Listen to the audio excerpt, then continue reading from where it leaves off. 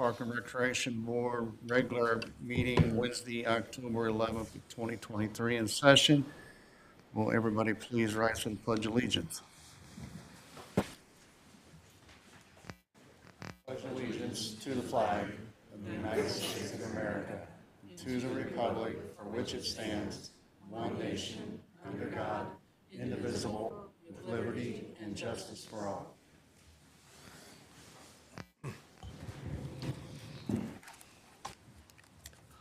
Eamon, the mission statement? Logansport Parks and Recreation is committed to improving the quality of life for Loganland residents by preserving land, facilities, the environment, and our natural heritage, and by creating significant opportunities for recreation, conservation, relaxation, and education for now and future generations. Thank you. Reminder, all visitors, please sign in with your names and addresses at the podium by the door. You all got a copy of last month's minutes. Is there any additions or subtractions that need to be made?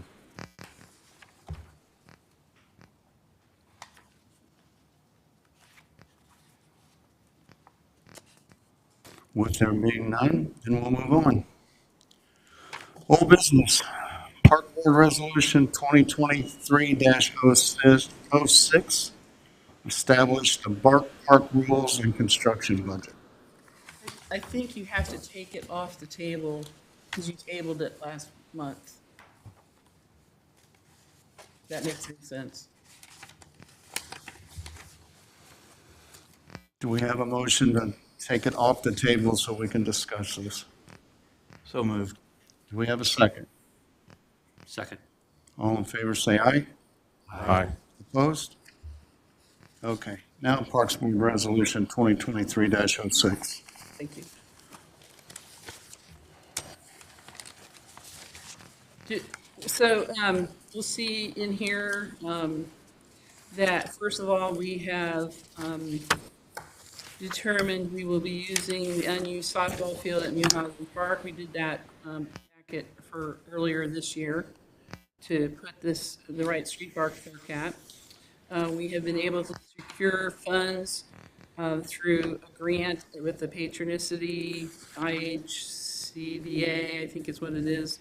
And our total amount that we have between the crowdfunding and the grant is $79,000. Well, and the funds we had earlier too, $79,561.34 to build the operational elements. The city's insurance agent asked me to be sure to refer to both the recreational use statute, which says that if you do not charge a fee, then it reduces you do not assume responsibility for injuries occurring on the property. Also, with the Indiana Tort Claims Act, if anything out of the ordinary, I think is basically, it says extreme sport area, but anything out of the ordinary, you need to be sure that your entrances all have a set of rules governing the use of the area, a warning concerning hazards and dangers, and a statement may be used only by persons operating extreme sports equipment. In other words, only people inside are going to be the people that have a dog inside the area. So, and then so I've attached the rules that we've discussed with Foundation. Set up, had a meeting here earlier. I guess it was in September, wasn't it? After our last meeting, we met and they were good with these rules. And you'll see in the budget that we've established that the operational elements and amenities that we're going to include, basically it covers a fence, water, drinking fountains, a shade sail, benches, trees, some additional turf management, signage, and you'll see it says The budget says, oh, 75,828. So, so it gives us 3 or 4,000 in contingency. So, anyway, of course, our staff are the ones doing all the construction, and they actually started demolition last week before last. So Week before there's last, more I to think. come. And so anyway, do we need to read the rules, or you want me to?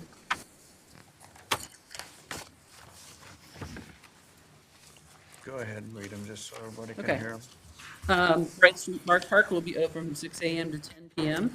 Anyone entering the Wright Street Park, including observers and dog owners, assume all risks related to the use of the Wright Street Park. Dog owners are liable for damage or injury inflicted to and/or by their dogs. Following canines are prohibited from using the dog park. Animals other than dogs under 6 months of age, primarily because they can't be vaccinated fully by that time, female dogs in heat, and dogs which exhibit aggressive or dangerous behaviors. Observers without canines and children 10 and under shall not be allowed inside the fenced area. Dogs are required to wear a collar to display their up-to-date rabies vaccination tags at all times. Each adult may have a maximum of 3 dogs at a time in the park. Small dog area is for animals 40 pounds and only. Small dogs may play in the large dog area at their own risk. That's not recommended.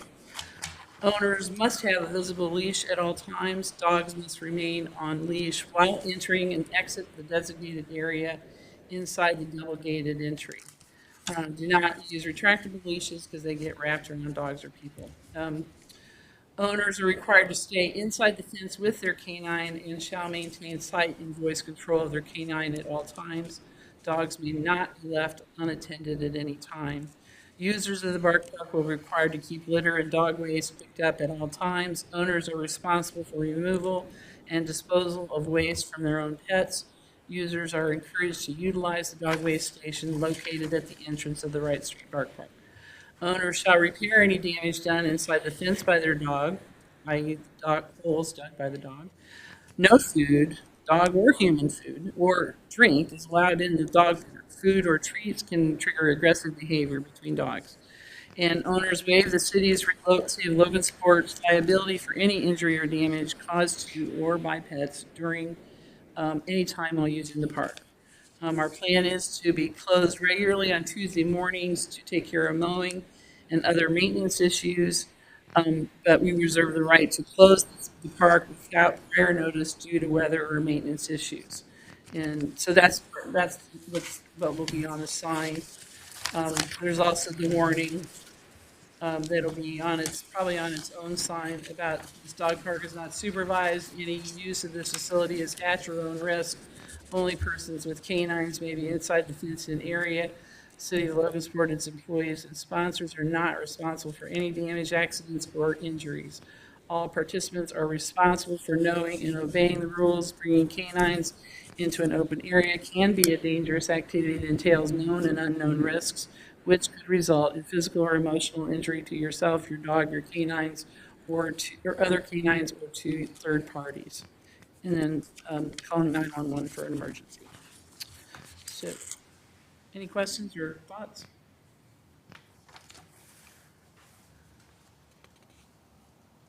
I do once again want to make it clear because once again it circulated through social media that this dog park was funded through city money. We just moved money from one account to another to try to hide it under the table. This money was all raised through the community to match, to get to the $35,000 that we had to get the patronicity grant, which we accomplished through a roadblock here on Broadway and donations from the community. No money whatsoever for this dog park is coming out of the Parks Department budget, or have we gotten any money from the city council to do this dog park. It has all been money that was donated to people who wanted the dog park in this community. So again, I wanted to put to rest that there's no shell game going on with money from one account to another to get this dog park built. So, any questions?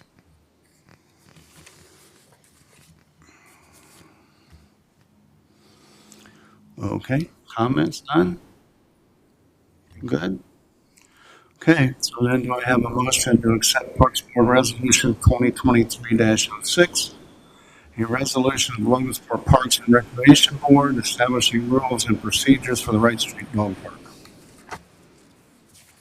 So moved. Do I have a second? Second. Is there any more discussion?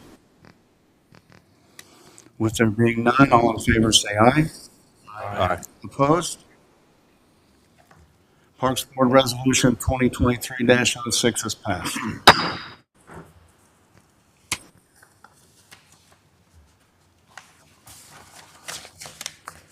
Okay, so we have no new business on the agenda.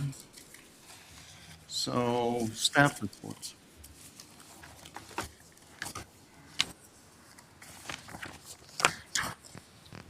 You guys want to go first? Dean? Step on up, Dean. Change it up a little bit. That's okay. I'm okay with Then I'll that. cover whatever nobody else talked about. Well, things have continued to go good for us. September is another good month. Every month is kind of went ahead of last year, like beat last September, now October. One of the things that we've been lucky with is we've had many washouts on weekends or bad weekends. Now lately, the last couple, it's been a little colder, windy, things like that. So the way it is, weather-related business, but things are going good. The course is still in great shape. We did our aerification and got that going, and that went as well as it ever has. Always trying new things and trying to improve on the job we do, because it's one of the jobs that everybody hates doing and hates us doing it because we punch holes in the green. But anyway, that's done. We're, leaves are starting to fall. We're going through a lot of stuff like that, and irrigation will be getting turned off here in the next couple weeks, and we'll be moving on with the maintenance part of it. Clubhouse, want me to touch on that, or, I mean, it's moving forward. Things are going good, but it's always kind of, I guess, a couple steps forward, a step back kind of thing. The money's coming in, the donations are coming in. We just have to figure out exactly, what's the best avenue for us to go on building and stuff like that. So it's going to be a little bit of a process still. Nothing like we've ever been a part of. So I mean, We've sold 8 of the 18 holes, and we have 2 of the big donors. You've seen the Cole family, and then the Petrie endowment is helping us as well. So we're at about, and then Friday, a week from tomorrow, this Friday, is a county council who's going to hopefully discuss the idea of helping us put in new cart paths, pave new cart paths. So it's already went through a couple meetings with them. So yeah, hopefully commissioners already approved it in September, and so now it needs to be done by the council. So and that's next Friday, I think. a week from Friday, yeah, the 20th. So hopefully that'll happen too. That's a big thing to get done too. So anyway, so Okay, Good. anything else? No, it's winding down. I mean, Yep. hopefully we catch some nice weather here still. Oh, absolutely. I mean, we got a lot of stuff going on. I mean, we really do. I mean, with the course, just keeping everything going right now, And another good year.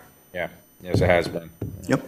Looks like from your numbers, you're ahead $40,000 in income from, Yeah. Yeah, I mean, everything's up. I mean, as you know, all of our expenses are up too. And, Oh, absolutely. you know, I checked on battery prices today for, you know, we got to replace 40 sets of batteries at, you know. I bet that's scary. Yeah, it's a 40,000, it'll be 40, I think we're planning on about $45,000, you know, between the Over 2 2 years, yeah. Yeah, so, I mean, but we've gotten 6 years out of our batteries, out of most. It's pretty good. Which is very impressive, and Yep, that's absolutely. the job we did on too, rotating and, you know, maintaining and putting water in them and stuff like that. Yep. So, but anyway, Thank thank you. you. thanks, Dean. Karen, come on up.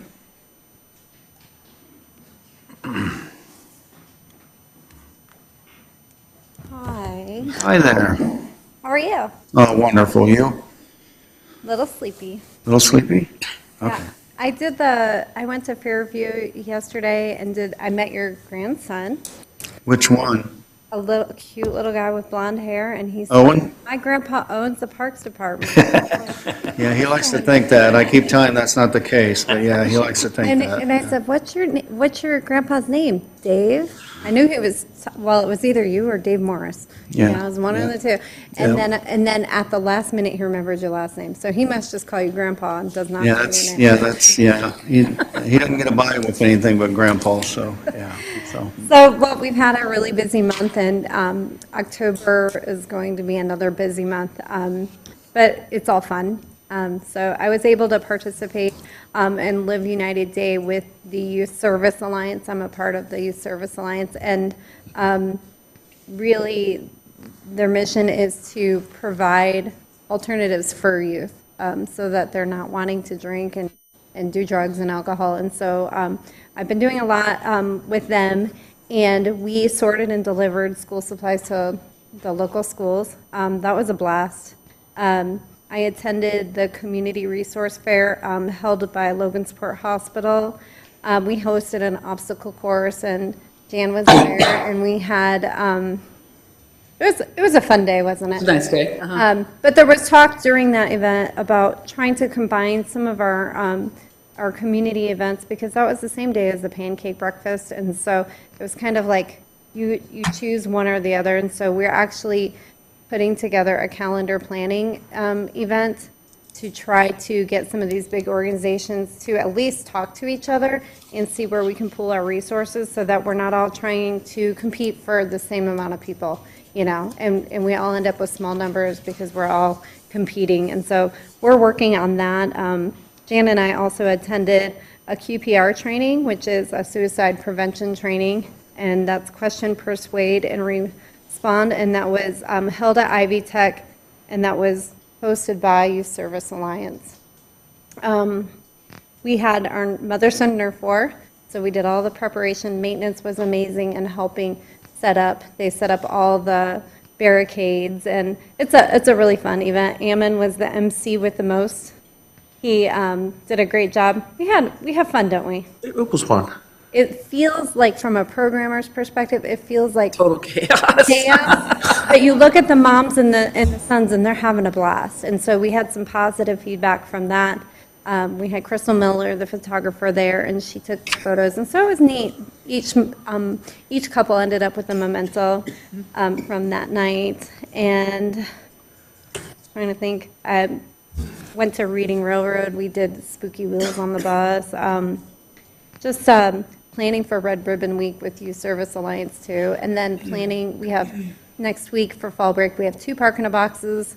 And we also have, at the end of the week on Saturday, we have a Howl at the Moon with Forrest Hamilton. So we're staying busy. Good, good. Any questions? No, I don't. Anybody? Thank you. Thanks, Karen. Thanks. Okay, your turn. And Kevin had a prior engagement, so I decided to take over for him. So he, as I already said, they already started demolition at the Wright Street Park. They had to get a dumpster to do some of the demolition, and that was supposed to be delivered today. So hopefully more work will be going on that. So. Christmas in the park is also taking up a lot of time, getting things ordered and ready and prepping all our promotional work. I think we've been able to figure out how we'll get another, to take care of all the financing of all the activities and through our holiday supply account in our non-reverting fund. We did have some couple pieces of equipment that we were able to buy, and so we did that. And so that's coming along nicely. So let me see. Let me look at mine. I also want to let you know I heard from KJG Architecture that they will be re-inspecting the structure at Spencer Park and identifying any new damage or defects beyond what was identified in the 22 report. Then in November, they will work on those design repairs and reinforcements to what they will design that work that has to be done. And then by December 15th, Steinberger will have the total cost of those necessary repairs identified and present those to the department. So I got to adjust that December 15th date so it coincides with our Parks Board meeting. I don't think that's when our date is. So they don't think that they can work in the winter, but it just depends on how snowy and how ice Depends on the cold. temperature, and it just depends on where you read Yeah. about what the temperature and what Right. the winter is going to be like. So we'll see, but they are saying we'll try to have it by May of '24. So A lot of things I see say we're supposed to have a mild winter, so who knows? I'm good with that. So, master plan, I'm going to go on with my stuff. Kara and I met with the master plan team on September 28th, and I sent to you guys each the demographic and the benchmark documents that they had prepared, and we started working on our first draft of the goals we'll be setting. And so we are planning a meeting next Thursday afternoon that I guess we would like some of your input if you can make it. I haven't figured out exactly the right time yet, so I'll just try to, I already told him, I said, it's tough for you guys to get there before 5, so I'm hoping to have something after 5. Next week I am. Oh, that's right, it's fall break. Yeah. Are you on fall break too? I am. I'm not sure where I'll be on Thursday. I might be here or I might not. Next Thursday, I'll be good at any time. Okay, all right. Well, you can come all day if you want. So anyway, we're going to work on programming goals. That's one of the primary things we want to work on. So anyway, Spencer Park sidewalk, I just heard from Kurt Brandstatter, and he said 27th, 28th of October that they're going to try and get to that if the weather holds. I was kind of planning the next full week that would happen. So I guess we're getting ready to make sure people know that whole sidewalk that's there along Spencer Parks, along High Street, that whole sidewalk will be removed. And then they are going to be putting in an 8-foot wide path to replace that. So, and it's going to be really nice and wide. I think everybody will really appreciate it. But, we got to get through a little pain there to get that done. So, but I think that's going to be great to have it done. Asphalt? Is it going to be asphalt? Asphalt, yep. Let's see. Christmas in the park. Oh, I guess the fun thing that's really happening, exciting, is that the Career Center welding classes are going to be working on building displays for Christmas in the park. I know they're working on, well, I'm not going to even make it a secret right now, so. But it's exciting. They were excited to be able to do it, and so I'm anxious to see what they create. So, so far to date, we've received $12,000 in donations for Christmas in the Park from different businesses. So, I think we're about where I thought we would be. So I think that's why I think we're okay on money this year. So, we did get, if you didn't see them on Facebook, we did get our interpretive sign replacements done. The ones on the Hill River Run, there is one at Riverside Park and one at Stonewall Park, and the material that they were made of before was just the UV rays had just eaten that up so badly that you couldn't even read some of it. So anyway, we got a grant from the Visitors Bureau to replace those, and we also have one to replace we're able to replace the sign down at the Heritage Park fountain. So that interpretive signage is done, and they are installed at Stonewall and Riverside Park. So if you're down that way, take a look. They really look great, look super. So we have an Eagle Scout project working on the Dykeman Park trail, and that work will take place Friday through Sunday of next week. And so if you're not familiar with what's going on at Dykeman, or if you go to the very back of the park, there is a nature trail that you can walk. It's just a simple, less like a 1 mile loop at the most, but it hasn't been addressed for a while, and that's one of the things the scouts have been working on. I thought they were working on that when they were using the pavilion. They weren't? No. No, so I thought they might be at least hiking it. I don't think they were doing that either. So anyways, this young man is going to be doing that. So, and then the other piece of really exciting news too was that Grand Industrial has volunteered to construct the second shelter at Fairview Park, and they already have the frame up. In one day they had the frame up. After it took 3 months for the kids to do it last We year. just started that this week? Yesterday. Yesterday? Yeah, the frame is all up, so they did a great job. So anyway, what else would I see? And then Kevin and I had a trip to Mishawaka to work with Chuck Lehman on Riverside Park site planning strategy. Because if we're going to keep at that one, I want us to apply for a grant from the Land and Water Grant. It's due June 1st. And so we really need to get our ducks in a row to do that by the first of the year. So Lehman's going to help us do that. The one thing I told him, I said, because we talked about the plans that they'd already done, and the one thing you need to know is we are required in our lease agreement with the carousel to provide the train activity, or a place for train activity. So I said that's what's missing from what they've done in Riverside Park. So they need to get that back in there somehow, even if it's with the trackless train like we've talked about with them, and some sort of a station or something that people can store the train and/or pick up or catch the train to go somewhere or whatever. But so that's the one thing I did tell him that we needed to do. So, and then the Council Parks Committee and then the council had passed our 24 rates and fees on first reading at the council meeting last week. So anyway, that's all. I noticed in Fairview repair playground equipment. There's always repairs, Dave. I mean, every playground always has some repairs. Well, I know that, but it just seems like it hadn't been up very long to see repairs, but, okay, all right. Well, like, somebody took one of the bongo tops, somehow they pulled it off.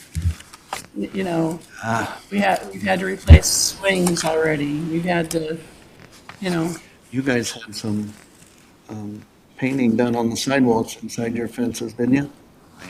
Oh, you did? Yeah. I didn't hear about that. Well, it's too bad we can't have cameras over there too. But Well, that's on our budget for next know. year, actually. I know it is. Okay. All right. Anything else? Nope. Okay, visitors' comments. Hey, come right up. First come, first served. John. Thank you. Paul Wilhelm, 630 South 15th Street. A couple of things have happened last month since your last meeting that I just wanted to bring to everybody's attention. I'm sure most of you know about it. The apartment developer at the corner of 4th and Market that was part of the urban park plan bailed, which which was not unexpected, I think, by anybody. There was a discussion regarding him wanting most of the downtown parking, and council wasn't in favor of it. So there's no longer a component of development as part of the urban park project. The other thing that we found out recently was there was an article in the Paros Times at the time that Salem Bank donated the property that was their old parking lot to the city of Logansport. And that report indicate that there was a condition in that transfer that the farmers market would remain at 4th and Market. I have contacted Kelly Lehman. I submitted an APRA request, which is like a FOIA request, to him to seek whatever information is out there, since it does appear to indicate that there was, as part of that transfer or donation of the property from Salem to the city of Logansport, that they did make some sort of commitment regarding the farmers market staying there. So we're hoping to hear back from Kelly Lehman on that with some information, one way or another on that. And then the other, of course, major thing is there's now a revised urban park plan that's out there. To say that that has wide approval of the public, it probably not would be an accurate statement. We were contacted as soon as the information started coming out with concerns about the Iron Horse Museum and Depot building. After the fiasco of trying to take railroad cars and turning them into toilets, we now want to take the last vestige of Iron Horse history in the city and turn it into a toilet. We were contacted by people. We were contacted by people in the business community. We were contacted by people whose family donated materials to that museum and people who put on the Iron Horse Festival over the years. To that end, we have prepared a petition. In the last week and a half, well, we have 14 people now circulating the petition. We've collected over 500 signatures in direct opposition to this building being converted into a public toilet. Additionally, we've received a number of letters from area business people who are opposed to it. We will be continuing to collect signatures over the next few days and weeks. We intend to take this petition directly to the IEDC, which is the grant funder for the Urban Parks Project, and basically let them know that a large portion of the city does not approve of this use of the Iron Horse Museum. There is a meeting tomorrow, part of the Historic Preservation Commission regarding an application. Don't know how they're going to vote, but in terms of taking the Iron Horse Museum and turning it into a toilet, it's a non-starter with the public. And I've talked to several city councilmen. I talked to one today about it. My understanding from him is that we would have until the end of 2024 to actually break ground on this project, and would have to be done by 2026. Given the amount of opposition, we don't want to see the city lose $1 million. That would just be ridiculous to lose $1 million from IEDC. But I do believe that the Parks Board needs to consider some sort of revision or plan in an effort to try to come up with a proposal that will meet with the approval of the citizens of Logansport, keep the Iron Horse Museum where it is, and be able to provide some new project or new experience in that area that would actually benefit the community and meet with some of your goals and guidelines in terms of community health and stuff. We've talked with a lot of people, and there seems to be some good ideas floating around. Those ideas would include a permanent farmers market building at 4th and Market, making that farmers market a year-round type of structure, maybe having the Logan's Landing move into that structure and be able to maintain it, use a small business incubator in there so that the farmers that have a small business type things can transition into their own business. We've also talked with some of the agribusiness people, like Archer Daniel Midland and some of the other agribusinesses. They donate millions of dollars a year to projects. They particularly like to donate to projects dealing with agriculture. Obviously, we couldn't take $1 million and build a farmer's market. It's going to be closer to maybe $2.2 million. I believe if we could leverage some of the money from the IEDC grant, putting the restrooms in that building, that we could potentially be able, between that and a fundraising effort with corporate donors and also a grassroots fundraiser, raise the necessary money to do this project. And then as part of that, you could use the Iron Horse Museum as a starting point for a downtown history trail, which would go from the Iron Horse past the farmers market over to the Cass County Historical Society. They have a new political museum they're going to be opening. And a lot of cities now have an app on their phone. You walk around downtown, you have an app, you activate the app. It will notify you as you walk by buildings, their history. So we could create a situation where you're walking through the neighborhood, which is one of your goals, to get people out and active. And we can also do some level of history at the same time. I would just like you to be open-minded to some other ideas in this current proposal, because it does not seem to be something the community is remotely interested in. And from what I've seen in the drawings, there's really nothing there. There's some grass. There is a play area that would be immediately next to Melbourne Avenue.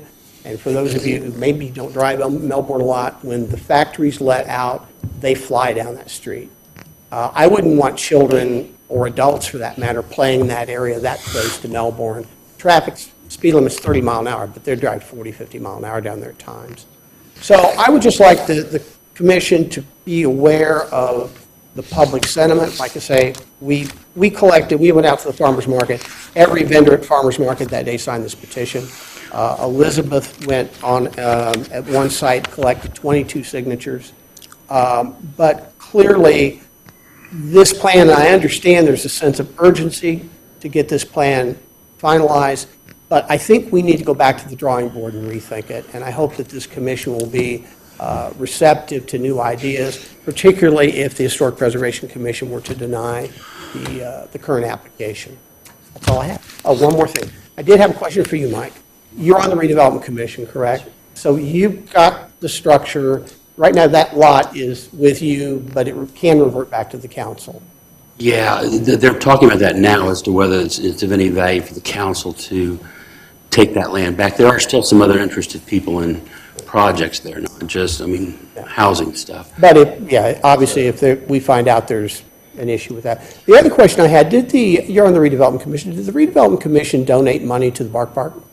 Yes, through the quality of life. Okay. Now, if you have time, I'll explain to you how the redevelopment commission works and how it's changed. I kind of watched that meeting. I kind of get an idea. My question is, so the redevelopment commission donated money to the Bark Park. Are you funded by the city of Logansport? Well, that's what I'm going to give you. If you want the long explanation, I'll tell you. Sure. A year and a half ago, the State Board of Accounts comes in and looks at the way that we do things in the redevelopment commission. We have some programs such as sidewalks, usually downtown, but we've done it other places. The sidewalk program, there is a facade program, which is to help businesses that have, run-down front buildings in Main Street. I'll tell you about in a second. And then also the key buildings program. Key building program, haven't done anything yet. What they came in and said, hey, you got some situations where you are, like, say, facades. We gave some money, we and the city gave some money to the Main Street program. All the Partridges and Gray Mills and those that had the facade, there was some money given to do that. They said, well, gee, we're not sure that's appropriate. Those are private businesses. Should you have anything that comes in from the taxpayers, go to that. So where does the money come from? The primary money comes in, the RDC comes in through what I call tax incremental financing, which means, let's just take with the Walmart store, okay? You got a piece of farmland there, and there's a value to that farmland. They like what they call a TIF district, where you identify a spot, and then you build a Walmart on top of it, the value of that goes up. That money that comes to the incremental increase, then it goes back to pay back things for that economic development. In the case of Walmart, the original intention, even though it got messed up by someone a while back, but the original intention was that they built sidewalks, they did sewers, they did lights that connected the city street to Walmart. So there's that piece that was not a street before. That's how a lot of that stuff goes. There's also, so the State Board of Accounts came in and said, hey, we think you guys need to change the way you do some of these kind of things. Okay, so some of the money that we have is interest. So we have money that comes in through TIF stuff, and that's interest. The interest is considered by the state not actually taxpayer money. We also have a situation where we own a piece of land out at Chase and Davis now, and that's intended to be residential or light commercial in the future, to become part of the city, going to be annexed to the city. We got money from a farmer there. That's not taxpayer money. So we now have funds, and it gets crazy, because we have a industrial park fund, which covers kind of out the south side of town. You have the downtown fund, which runs downtown. There's the East End fund, well, I'm sorry. It used to be called the East End Fund, it used to be called the Gateway Fund. Those have now been combined into a multi-fund that covers the East End properties, that kind of stuff. So the original idea is what you want to have happen is that money comes in. Let's say, for instance, we want to get a South Side TIF. And say we're going to get money there because we want to bring some businesses there. So when the money comes in, the money comes in for a certain number of years. The original notion a billion years ago was that they were like 5 years long. So you'd identify and say, hey, we want to do something with the East End, encourage some economic development, money would come in, and then you would then keep reusing that money to get more incentives to, people come in. That happened in downtown when Mike Anderson did all the work downtown. They tore down a bunch of stuff, built new buildings, and so there's now new money for downtown for more sidewalks and that kind of thing. So anyway, what's happened now is things like quality of life, which is what you're talking about. Let me get some examples of quality of life. A lot of times the parks, we did some stuff with the Humane Society for dog kennels. That's a nonprofit. I can't think of all of them, but anyway, so you now have funds at each of these parks there. There's also now a new thing called a residential TIF. That's Lexington Village, and then it has its own little TIF that works on it. And the idea will be that when you get the tax dollars come back in, you'll pay for some of the infrastructure work, some of the sewers. They want to put in all the internet lines to that neighborhood first, water, utilities. So when that thing's ready to go, you'll have all these lots that are ready to go. But that money was intended to kind of stay there. Then you have, there's another TIF now that is the Junction, which is the mall. There's another TIF now that is the Salai Hotel operation currently. So you have those. You also have a fund, which is basically this other money. Interest and that stuff is where the money for the dog park will come out of, comes from a fund that is not taxpayer dollar, but its interest is made off of taxpayer dollars. I'm not an attorney, I'm not an accountant, that's how they do these things. So the long start of your story is, yes, we already did give money for the dog park. We also gave money to the Fairview Park when they built the playground over there. We've also given money to 4 or 5 other kind of like what they call quality of life issues. The intention, for better or for worse, and again, I'm just telling you, the thought process is that when people come to our town, we give somebody some trail stuff too.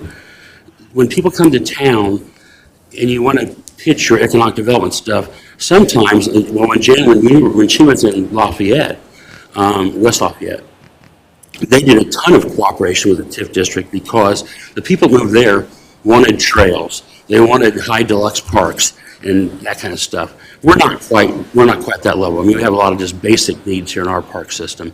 So the redevelopment commission, basically, in the big picture, has different funds for that kind of stuff, and one is called quality of life. It is not, and we have to now, like I say, we now have to separate things out. One thing we've done this year is called, there's a thing in the state statutes about the, like Century Career Center has a bunch of stuff. They got a culinary program, but their equipment is outdated. They got a construction program. Their kids are using corded tools. All the guys in the industry now are using electric tool or battery operated tools. So they want to make sure that when these kids get educated, they get educated with the tools they need to have. Now in that situation, then you get money from multiple TIFs. So they will say, okay, we have an industrial park, we've got the downtown, we've got the east end, and they will decide which portion do we think best suits these things. Sometimes if something's happened, like we had some signage, some wayfinder signs at the industrial park, then they might have all of that money come out of the industrial park. And if there's something happening in downtown, it happens that way. So anyway, in the big picture, to your answer, yes, TIF does deal with taxpayer dollars. In the case of our, no, because money that's interest and/or farmland rentals and that kind of stuff. And question, when you, as on the redevelopment commission, are voting for these, do you abstain from voting issues concerning the Parks Board since you sit on this board too? Um, Talking about Indiana conflict of interest laws, rules, and, or, you know, I just wondered if you. I don't remember. I'll have to back. I mean, I'd say I would not. Here's what Kelly Lehman tells me. I mean, I'm on a lot of boards. I'm on this board, not by an appointment by the mayor or the city council. I'm on this board based on the school corporation. Right. So, is it a conflict of my interest that I'm on? You know, it's like when they voted for the park in cooperation with that thing. What is my role here? And you tell me. What I'm here. The state says there should be a school board member on this board. Why am I here? I've asked that question often. It used to be they should share parks and stuff like that. We don't do it anymore. It used to be that the city, they had Fincher Field was owned by the parks and the school corporation and the city. Now the school owns it all. It used to be tennis courts at Riverside Park. Now the school has all the tennis courts. I don't know exactly sometimes what my role is in that way. As I say, typically what needs to normally happen is, from what Kelly Lehman tells me, is that there needs to be some kind of potential financial gain to myself to need to recuse myself from a vote. And I don't know that in this case here, a dog park, I'm not sure how, you know, the money-wise of that stuff comes out to play out. Okay. All right, thank you. Uh-huh. Thank you, Paul. Anybody else? Step on up.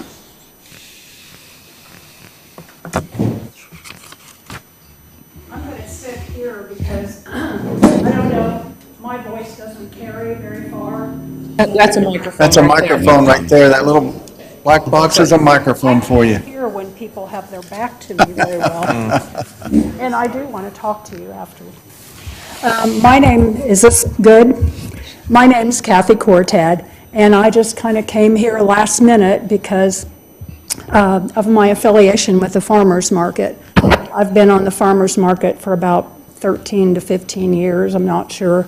We got moved around quite a bit last year. Mike McCord even offered Eastgate to us at one point. That might be a conflict, be careful. And we were told that the farmers market had to stay downtown. I hope I remember to tell you that. Anyway, I have no speech prepared, but I do want to give some accolades to Jan Foley. I think Logansport is very, very fortunate to have a woman of her experience and expertise leading the Parks Department. I think our parks system in Logansport, I know you may know more than I do, but to me, it's a fantastic system. We have more parks and they're well kept and used. I've been playing pickleball too. Anyway, my affiliation with the with the farmers market is why I'm here. The urban park that was planned, and hopefully still is a good plan. I like the plan much better without the big building there because it opens up an opportunity for Logansport. There are a lot of events that happen in downtown Logansport, and there is the potential for a lot more if we make an inviting place at 4th and Market for people to gather. For instance, at the farmers market on Saturday mornings and Wednesday afternoons, we've had more vendors than we've had in years. We've had so many that we've had to park down at the end along the alley. We've had like 28 vendors, and I don't think we've ever had that many, and we keep getting interest for more. And that offers Logansport citizens a great opportunity for buying local. You're never going to get produce any more fresh or local than at the farmers market. There's a lot of artisans who sell baked goods, unique things, home-baked things, home-crafted things, artwork, and we like to have groups down there for music. We're going to get Sam down there one of these days. And we have the potential for doing a lot more. When we have a rainy day, a lot of vendors can't come because their stuff just gets saturated. At one time, we even envisioned a roof area over that entire lot, an open air, but have a roof on it, which would be great. I do want you to know that the Farmers Market Board would like to go on record for wanting to cooperate with any plans that the Parks Department, your board, may come up with down there. Just so you know, we are a not-for-profit agency now. We achieved that status last year. We got a grant from the Visitors Bureau last year for a billboard. And I've applied for grants before, and if we could work with you on getting a structure down there, the restrooms, however we can help, we would love to help. We did have restrooms down there, and they were, destroyed. So we used the restroom over at Mike Anderson Detail Shop. It's not a pretty restroom. I'll say, I bet that's not it. We supply our own, toilet paper and paper towels and things like that to help out. And we do appreciate them doing that, but it's not ideal because a lot of customers need to use a restroom, and we can't let them, use that unless one of us accompanies them. So anyway, I just wanted you to know that the farmers market will meet with you, we will cooperate with you, we will give you input, you can bounce ideas off of us, but we do know that the intent of Salem Bank giving that lot to the city originally was for use for the farmers market. It's not in the deed. I don't think they're legally bound to have us use it, but that was the intent, and it is an ideal place. We've looked into, we can't go to Eastgate because of the rules from the. Actually, you can. I'm sorry? Actually, you can. I'll explain that when we get done on the tape. There's a way around that, but it will cost us money and. Just that, you have to ask for a zoning change. Yeah. But I'll mention that in a second. And I think downtown is the ideal place for us to be. So that's it. I have a question. Yes. How many vendors can fit on that lot? Like if you had 35 people showing up as a room, what's Barely. Okay. What would the ideal bathroom situation be for you guys? Are we talking porta pots on there? Are we talking a permanent structure? The thing is, the way some farmers markets require unloading everything in a lot and then moving your vehicle somewhere else. Our vendors have been spoiled by being able to have their cars or trucks or whatever they have. Right there behind their tent. Yep. I know for me, it's really essential because I make 18 flavors of jam, and when I run out of jam that's on display, I just go back to my car and get more. And get it. So that does limit us a little bit, but we easily can have 26 there. And normally that's about what we have. But if that area could be extended, I think we would grow into it. Does that answer your question? Well, I was just curious what you thought about how to do a bathroom down there, where you guys or the public could use a bathroom if they were there. That's a good question. Okay, that's fair. Good question. We're up for ideas on that. I think we all want a restroom down there. Because it's not just the farmer's market, it's the trail too. So the restroom was the key thing that I wish is Mercedes was still here, Yeah. because I'm the old dog here. Years ago, back in the Fincher administration, the idea was, the problem was the Salvation Army building, which is where the reference was at, was in bad shape.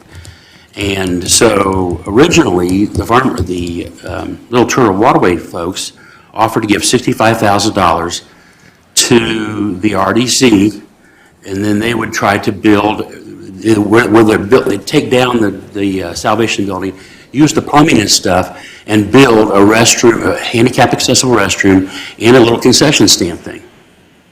And that seemed like a good idea. Got approved by the RDC. We then have an election. We change mayors to Mayor Franklin. Mayor Franklin says, you know what, we'd prefer to have the policemen doing their exercises in that building. Okay, so they basically had to reverse the the vote by the RDC to build this restroom. This is now we're back in Fincher's time. So then all of a sudden, the policemen decide they would then move their exercise facility to the old Ivy Tech at Eastgate Plaza, and then that became kind of a community center. Still had some structural problems, blah, blah, blah. And then in the,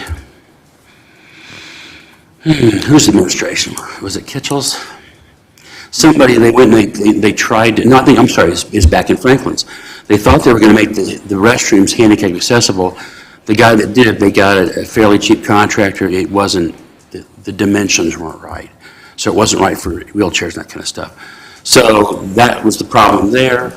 Then you go to further administrations. Now you got into, like this time now, where they had this idea of this urban park, and it was going to be great and wonderful, and because it also, part of the plan was to provide restrooms and concessions again that we could have done. And since then, Little Turtle pulled their money back and said, okay, you didn't do the restrooms, so I'm taking a $65,000 back.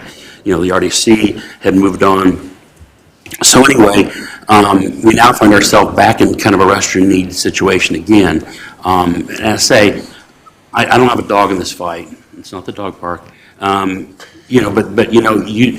suggestion's been, and again, my brother was in town a week ago, and he just retired. He's a history professor at George Washington University. And, so he's always likes to come back to town and see the historic stuff and go around and see this kind of stuff, which is kind of cool. And he does some research online and that kind of stuff. The problem, right now, the NSA, I can see both sides of this one. They're not converting the one idea, they're not converting the train depot into a restroom. They will have restrooms within that facility. Much like when you go on to take a trip to Chicago and you stop at a rest park, and you go in, and they've got restrooms, but they also got brochures there and information there. My understanding is there would be some kind of a display of our railroad heritage stuff there. And so you might actually have people seeing that stuff, coming to use it as a restroom, and then going, oh, look at this great memorabilia. Then you would have, right now, because right now Logan's Landing's in there, they're probably not, it's not open all the time. When Becky Harris was there, she knew more about don't just give me all this weird stuff. But this is, just the various sides of this thing. Becky Harris knew more about railroad history. Then we had Joe Brewer was in there, knew nothing about railroad history. George Franklin admits he doesn't know much about railroad history, but he's learning because people tell him about the stuff that's in there.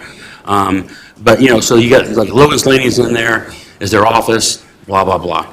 So so we start back where we were, back in Fincher's time, thinking we need to have restrooms down there for Little Turtle. For one thing, so when they had events, you had, instead of having restrooms for events, you had porta potties. And then for a while, we had some restrooms that weren't handicap accessible, but they were there for the festival, and some people didn't like that, and blah, blah, blah. So anyway, that's part of that story. On the farmer's market, I just was in a meeting yesterday talking with the deputy mayor about this. Apparently the issue there is it's a zoning thing to go to. My thought originally when Kathy came to me, I don't know, a year and a half ago or whatever it was, she wasn't sure what was going to happen down there. And I said, for my 2 cents, again, I see the world differently than everybody else. I look at customers and traffic and customer service and making people happy and that kind of stuff. My thought was, we're in Eastgate Plaza where I'm at, on a Saturday morning, there's a bunch of people that go to Ruler Foods. There's also a bunch of people that go to Speedway gas station because they fill up. There's also people that go to the Walmart grocery store, the Martin's grocery store, and to the Aldi's grocery store. And they all come right by that spot to get there. So my point was, if I was in her shoes and I wanted to draw traffic and stuff, I would put that farmer's market there. You know, the first block there is owned by the city. We own the rest of the parking lot. And I offered that she could use our land, you know, and I think he actually could probably use ours without having to have a change in zoning. 'Cause You we're- even offered your restrooms. Yes, and she said about restrooms, I said, well, our restrooms are much prettier than Mike Anderson's. But we offer the public, because people all the time, I mean, people park in our parking lot for the football games, and they use our restrooms before they go to the football games. This is what you do as a community partner. So anyway, you know, we went through that stuff there, and again, I know you guys have a love for downtown. The tough thing for me is, you know, I'm going to put on a different hat now, and just economic development, you know, is you're not there all the time. So, you know, and I've seen, over the years, I've seen probably 2 or 3 different versions of drawings from Aaron Shaver with different farmers market lots and covered buildings and stages where people could sing. Because at one point I thought about bringing the carousel down there. Again, as Paul mentioned, a lot of things get run by grants, and there's been drawings done so that would be there. When that stuff was happening, you know, now, you'd be an indoor facility, then it makes a little trouble with the trucks and stuff, that you can't have your truck there, so then they don't like that idea necessarily. Logansport, Indiana, with its multiple dollar general stores, you could probably have a flea market, a swap meet, any of these other kind of things someplace in town, whether it's there or someplace else, and it probably would pretty well. The farmer's market itself is basically 3 months long, and Saturdays from 8 to 2 or something like that, and then on Tuesdays or some other day.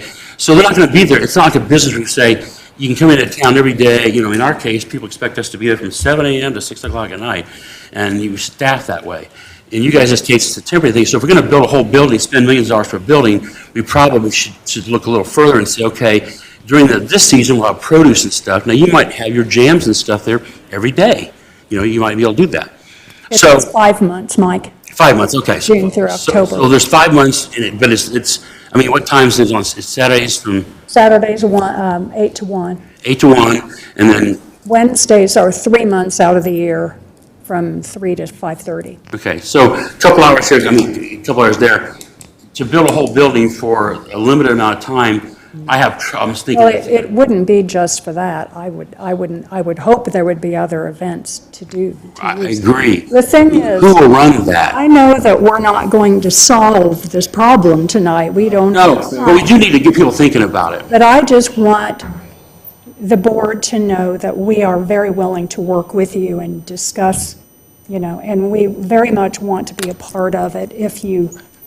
It was really Will have us. interesting, and I don't know if you have followed this or not, but in our master plan surveys, the farmer's market was listed on our survey. Yes, On the park survey, yes. as one of the most important things for the Parks Department to do. And so, we know that, and so, and people were very vocal about the farmer's market being important for us. So, Yes. you know, one of the things that we want to do, Kara and I have been talking about, is trying to find some kind of regular activity when you're doing your farmer's market, that the Parks Department has something else going on Yeah. there at that area as well. So, That'd be you know, great. maybe it'd be over at Little Turtle, maybe it would be in the Heritage Park, I don't know where we'd find room, but anyway, so we want to work with you too, so, Thank you very you much. bet. And there was a meeting also in the same thing, of talking about, you know, that people will come to the farmer's market because they want to be there. So do we find a spot that's best for that? I mean, the spot that they're talking about is a pretty high-traffic area. And so some people, you know, there's still some interest in other things happening there in the background. But as I say, you know, again, I mean, somebody said to me that you guys should be at the 4-H fairgrounds because it's farmers and it's the 4-H fair.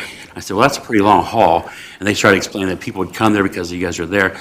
I think that we have to figure out the year-round use for it. And as I say, I think it could be. Now, when I get to my comments, I'll come back to that topic. But as I say, you have to, it's always easy to have the original concept, the maintenance of it, year-round and for the future, and staffing it and policing it security-wise and that kind of stuff is the hard part. But anyway, so.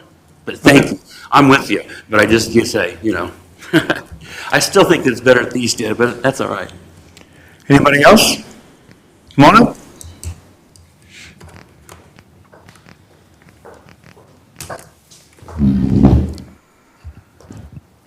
Good evening. Good evening. My name's Elizabeth McQuinn, and I'm a member of the VFW Auxiliary, which is one of the largest organizations here in Cass County.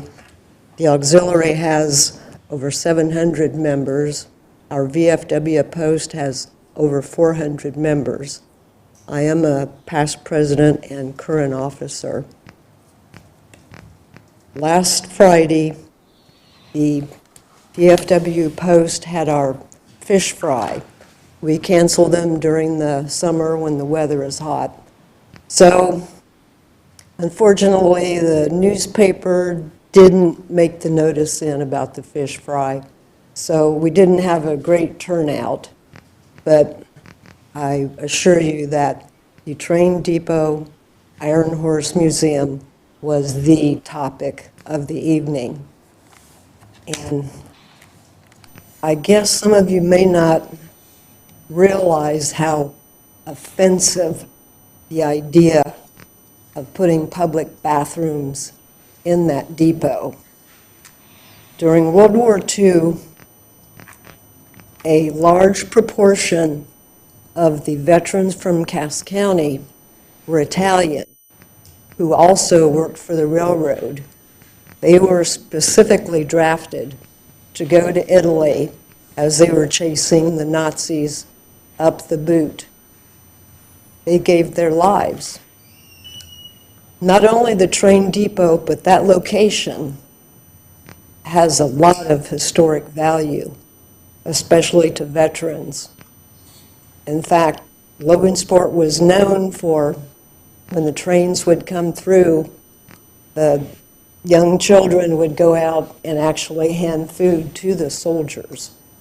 So there's a special place down there, and I think the veterans need to be recognized. As many of you know, we held the Mid-Flory Jazz and Blues Festival down there for a number of years. Also, the Iron Horse Festival. They were very, very popular.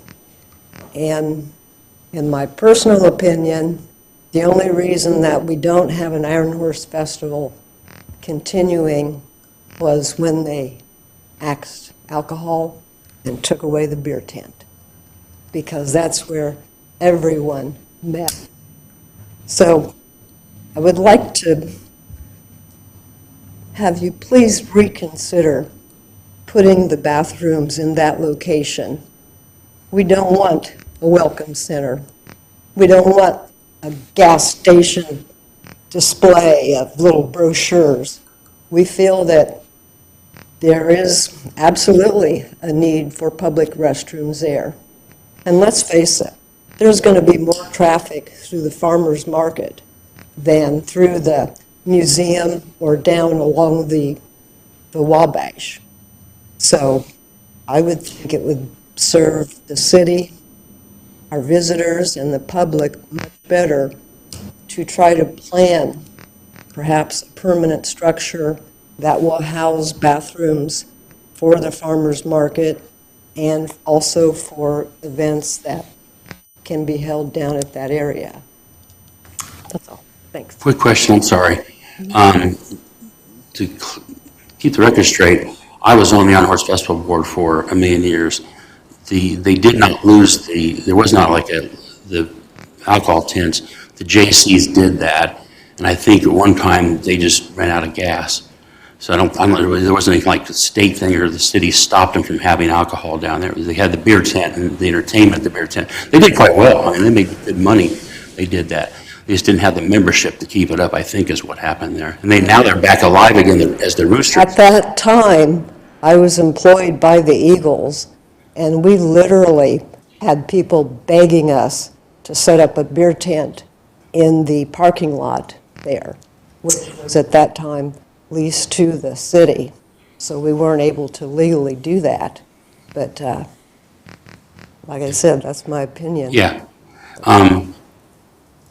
Yeah, that's And cool. just a quick thing on the possibility of moving the farmer's market to the east end. Doesn't anything ever go to the west end? I live on the north side and the west side of town. I wholeheartedly agree with you on that, but, okay, thank you very much. Anybody else? Just follow up on her for 1 second. I got too many things. Something that I've experienced, and I say I'm curious to talk to the HPC on tomorrow night. That depot, since festival times till current times, my company's been donating paint for that to be painted every so many years. This year, Becky Harris came to us, she's from Logan's Landing, and said, hey, we're broke, we can't afford to do this. And once again, our company gave the paint. Not tons of money, $3,000 or so. I did not realize it was locally designated as a historic thing, which is kind of interesting to me because I just, and then to top it off, and we'll go back to Paul, you'll love this, they also then got, the RDC funded the painter to do that there. It was considered an economic development tool because it was kind of a welcoming center. And so again, that building is not a tax-paying building, which would not normally in a normal TIF situation. It's what I call the gray area, but they felt that it was good for the community. And there is some stuff in RDC things about good for the community. So in this year's case, the RDC paid for the painter and my company paid for the paint. I didn't realize it was locally designated, so I mean, obviously Becky Harris got probably permission from them because I know it was always a big deal to make the paint match what it was or whatever. But again, sometimes I'm thinking, well, wait a minute, maybe what the city needs to do is to have the HPC, the committee, somehow get a budget of their own. The city council, I think, are they part of the city council? The HPC is a CLG, it's a certified local government. It is funded by the city of Logansport. They also pay for Indiana Landmarks to be a consultant to the city. So Aaron has in her department, there's a budget for the HPC. There's also a budget, part of Aaron's budget pays for it, part of the HPC's budget pays for it. So that's how we get our free consultation. Okay. It's not really free. It's not free. They're paying for it. But, just to clarify, painting is not a big deal. If you're using the same color, there's no restriction on that. My question is, they came to us and said, Logan's Landing's broke. Wait a minute. Is it Logan's Landing's building? Is it the city's building? Is it the parks building? Is it the It's owned by the heritage city. thing? And my concern is the same question to do if you make the pavilion locally designated. That doesn't necessarily mean that, I'd like to see, I guess, that group, the Heritage Preservation Commission, go out and help fundraise to take care of some of that kind of stuff. And I don't know if that's against their ways to do that, but I mean. Under Indiana law, the CLG has the ability to actually hold property for the city, much in the same way that the Right. Development Commission is one of the only other entities in our city that actually hold property in this street. In most cities, it's done as part of the land bank. So they can hold property.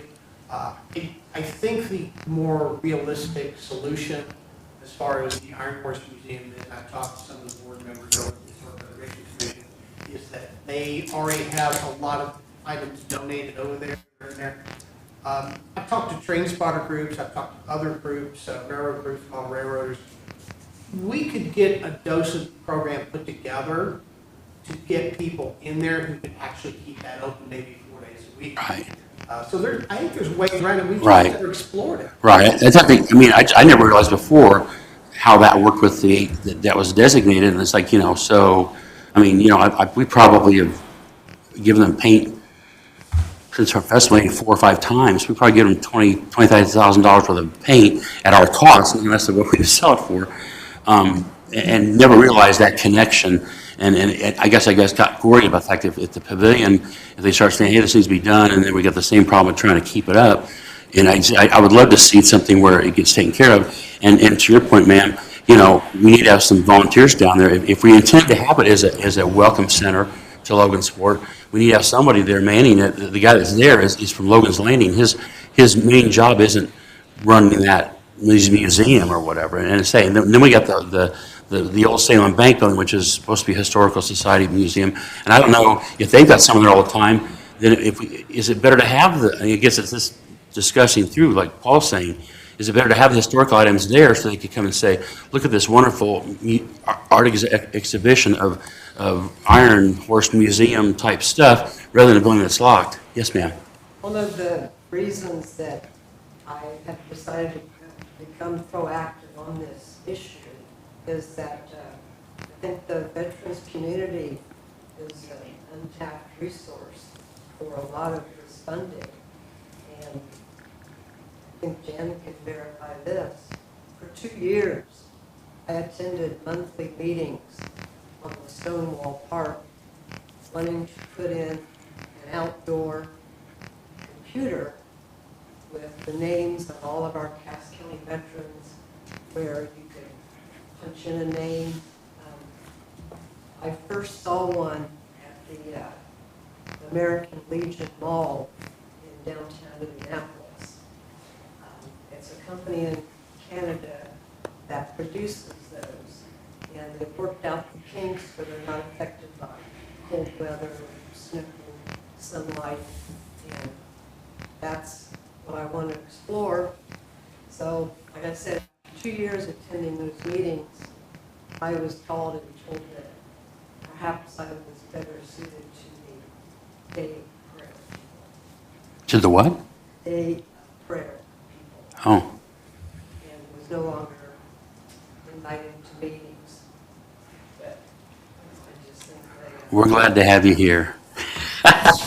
You keep coming back here. We'll never ask you not to come. I care about veterans, and I've kind of been through the mill on this with the Roll of Honor. There were times when I swear I needed a chair to wet into some of the meetings. Well, I got a buddy, his brother, he can take that down. They can do that, and well, we'll get rid of that. And if it wasn't for a couple of gentlemen in the community that stepped up, and we literally bullied the Legion into storing the stone eagles, the aluminum lettering. So, let's face it, the veterans are already more organized than anybody else. But they do. Well, there again, it might be, it was a computer thing. It maybe in that museum is a place of where you'd go in and you'd see. I mean, say my brother's a history nut, and he does all this stuff. And if he go in there, when he went, I think to there, I think it was closed. But the interesting part that you mentioned, and Paul and everybody mentions, and just the honor rolls. The one thing about America is we get to vote, we get to pick new leaders. But oftentimes we get new leaders, the whole thought process of what we do changes, and what was really important back here is not important today. And it's a good thing because you can nominate other people you think will do what you want them to do. But it is kind of crazy when you try to. I mean, we should have had bathrooms down there back when Mike Fincher was in office. That was the plan, and we changed Yeah, mayors. Linda and I worked on that grant. I wish Mercedes is still here because it was the craziest thing. I've never seen anything like it. I mean, the money was basically approved to build these bathrooms, and from the RDC and from Little think we Turtle. got the grant. And I their think Little that's Turtle, what one of that, happened. and you had a grant, too. I don't think we got the grant. We're working on or something. They had a plan to have a little concession area and restrooms for people down, because that Little Turtle, when they'd have the Med Florida concerts like that, they had porta potties, and then I guess we did have that. After a while, when Salvation Army left, we had some of that. But it's just crazy how they have an idea, and then like I say, American came in and like, well, wait a minute, we voted on this, we voted the money for this, and they say, well, you'll need to rescind that, and okay, and in the case of the RDC, they are appointed by the mayor and the city council, and so it's a fun game. All right, sorry. I just want to say real quick, the Parks Board has not had any opportunity to vote on any of this. Nobody has presented any of this information to the Parks Board formally. So, except for the initial urban park plan, and the depot was not a part, the changing of the depot was not even a part of that. That wasn't even part of the discussion.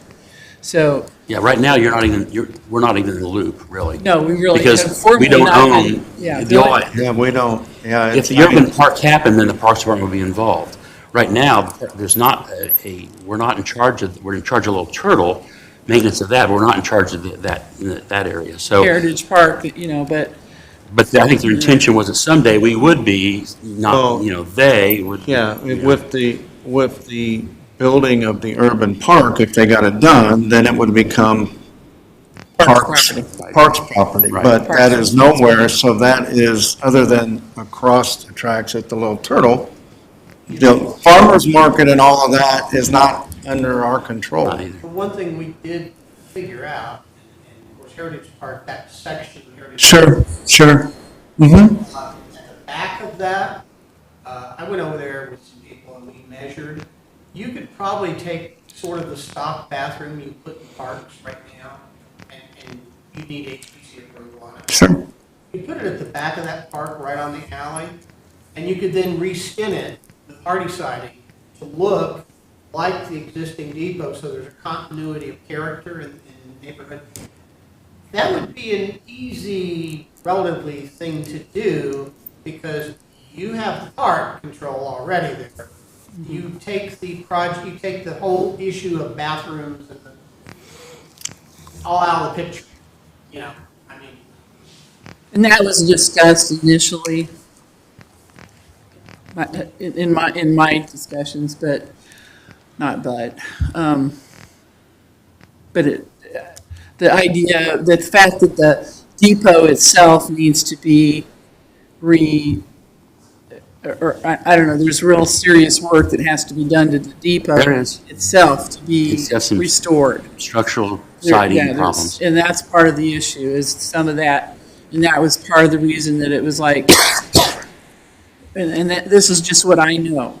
Part of the reason that the idea of restrooms came up into this is that if we have to restore this building to be as a historical site, it can be used, this would help solve that issue of the need to take care of that with this same pot of money, so. Yeah, we've already started identifying alternate potential funding. You're really good at that, but you don't ever come up with it. You never once actually shown us, I've got this grant application, this is what I'm gonna do. You've never done that. After a Grants year, all the we. time. Would you like a few binders? But we need the money. We need to have successful grants. Yeah. For better, you're, Maybe a landmark says provide. and I say even, I was never a lover of the train car restroom, but they were actually trying to honor the railroad history in Logansport with that idea. To me, I'm a realist.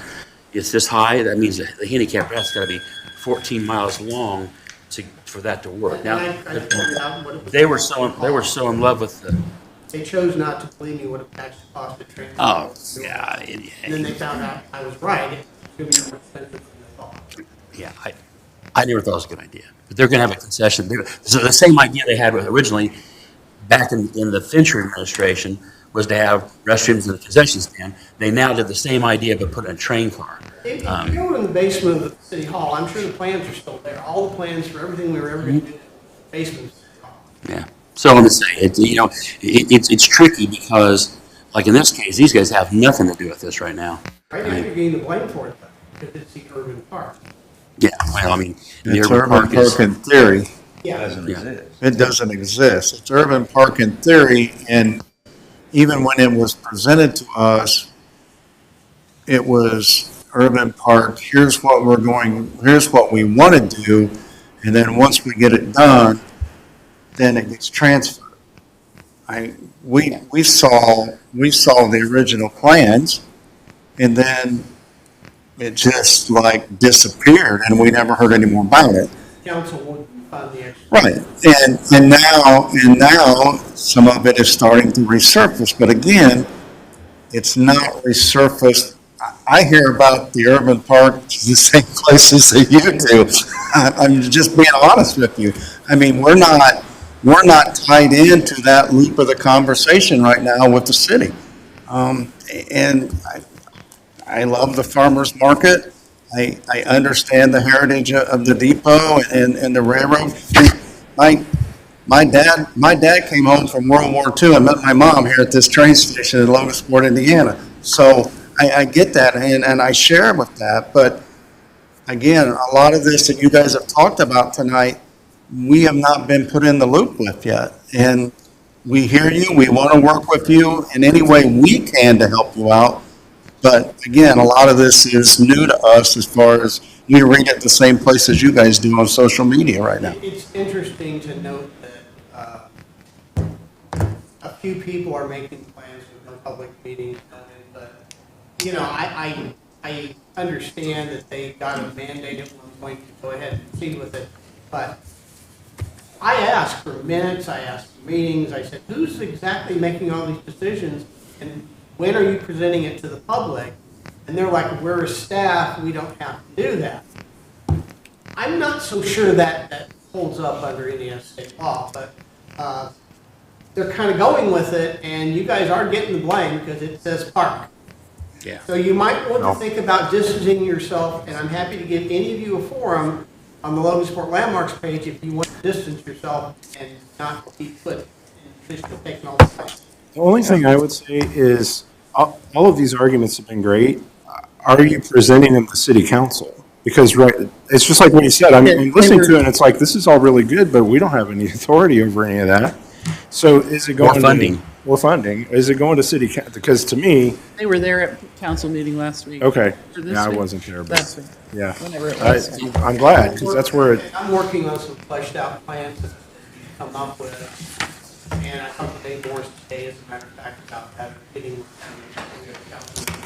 can't get some alternate concept out there, and who knows, after the election, it may not matter, because the other two candidates apparently are totally units, and need to be returned to the toilet, so. Flip of a coin. Yeah, but they may also not get you a toilet either, if they don't want to get a toilet down. I mean, it's the way this works, and it's, you know, the Parks Department, for my 2 cents, is a maintenance department. We cut grass, we trim trees, we take care of things, and sometimes the frustration that the community thinks is that Parks has all this money to go do these things. We don't. There's not a, you know, there are 4 men out there in the maintenance crew and 3 people in our office, and they got to cut all the grass, and every time somebody abandons a lot, the parks are cutting that. And so in this case here, they're going to decide what to do, and then going to say, this is going to become part of the parks. This is the parks, so, yeah, get a hold of the Parks Board, because this is now park. Congratulations, you have an urban park. Pretty much, yeah. And that's why originally they had talked about they needed to eliminate some of our other parks because they knew we only had 4 guys to take care of it, so you got to take care of these. We shut these parks down, now they can take care of the urban park or whatever. And I just want to clarify something that I said earlier about the dog park. What you brought up, the redevelopment commission. In my statement, what I meant was from the city council or from the Parks Department. That was where my point was on that. I want to make sure that we understand each other on that. Okay, all right. Board comments. And I just want to thank the visitors for coming. I've lived here for about 22 years. I've never been to the museum that you're talking about. I've maybe been to the Spencer Park Pavilion once. I thought I lived here a long time, but there's people here that have lived here their whole life, which I'm assuming a lot of you are. So to hear you guys come in and say what's important is important to me, because now I can make a better decision knowing that it's affecting certain people. You know, so I just thank you guys for coming in. Paul, I'm just concerned with the wording you say when you say this is going to be turned into a toilet. I don't like the wording. Not that you said it, but when I hear that, I don't want the museum to be turned into a toilet. If it was a different wording, if we're adding restrooms to the museum, that sounds different. It influences people in a certain way. So I do want to take a look at the museum. And, you know, I don't want it to be turned into a toilet, but I do think wording is very important. You know what I mean? Yeah, so I do need to look at it so I can be more informed. But yeah, that's it. I just think we deserve something better on the banks of the law. Right. Well, you've got a wonderful organization. We need to raise money. So all these veterans, we could have a veterans donated restroom of some sort, but it's the part that, say, I'm 63, I've been doing stuff since I was 21, and it's always money stuff, and so the groups will say, we ought to do this, the parks ought to do this. Parks ain't getting money, and so we need to get those groups. I mean, like the guys that did do the roll call of honor, I think the Roosters helped with that too, and some other groups, got that, because it got pushed aside because there was no money. And so I think we need to find public sources of groups like yours that say, hey, if we all gave $10 and we've got, 800 members or whatever, we can raise this kind of money. The same thing with farmers market, we need to have. Sometimes when politics enters the picture, it changes everything. I had gotten a grant from the Cass Miami REMC. They do a monthly grant, like rounding up customers' bills. That's not a lot of money, but I actually got a grant to replace septicals that are in Little Turtle Waterway that were in the ground and were waterlogged and no longer work. And LMU said, "We're not letting anybody else." They wouldn't have anything to say about that, because we put those in. They did. I don't remember, this must have happened after I left, because I don't ever remember that. And I don't remember anybody ever telling you that you couldn't be at meetings. I was never part of that either. I want that to be clear. I don't remember ever hearing that. Like, Well, I don't know who did Well, we'll see that. here from now on, come here every month, and we'll. Hey, Mike, comments? I was gonna, not, I went tonight, but went to a P-TECH meeting this week, the schools. There were a handful of us there. These are kids that are not normally on the track to college and things like that.